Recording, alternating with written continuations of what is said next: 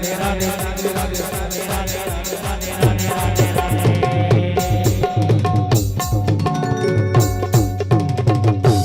बोलो रुक्मणी रमन भगवान की जय हो। अब आरती करके प्रसाद लेके प्रस्थान करेंगे। आ जाइए जजमान जी, दीदी सरिता जी, और जो आज के जजमान हैं आ जाए।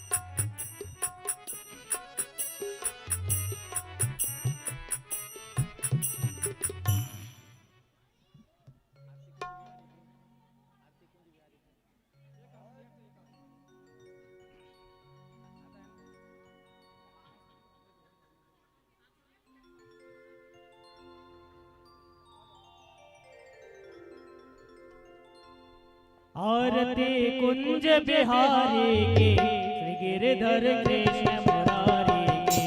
आरती कुंज बिहारी की श्री गिरधर कृष्ण मुरारी की। आरती कुंज बिहारी की श्री गिरधर कृष्ण मुरारी की। आरती कुंज बिहारी की श्री गिरधर कृष्ण मुरारी के।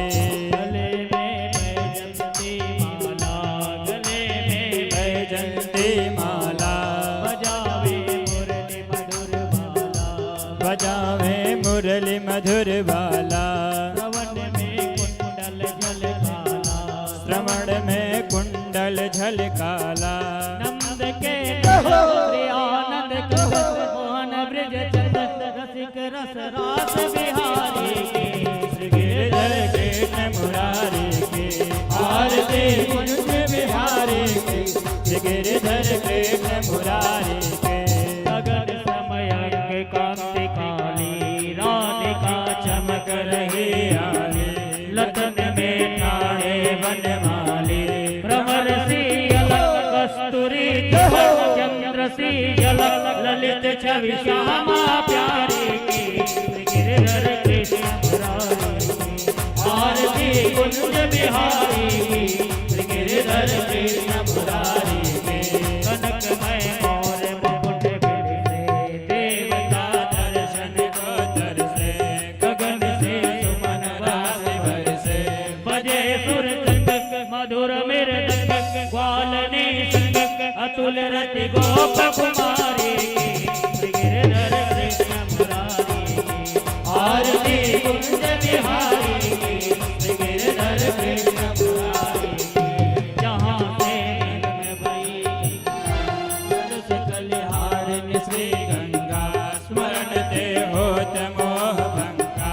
बसी शिव से जटा के बीच, हरे अघ के चरण छवि श्री बनवारी के श्री गिरधर कृष्ण मुरारी के।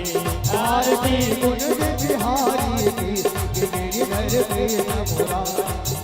चमकते उज्ज्वल तट रेणु, बज रही वृंदावन वेणु, चहो दिस गोप ग्वाल धेनु, हसत मृदु मंद चांदनी चंद, कटत भव पंद तेरे सुनु दीन भिखारी की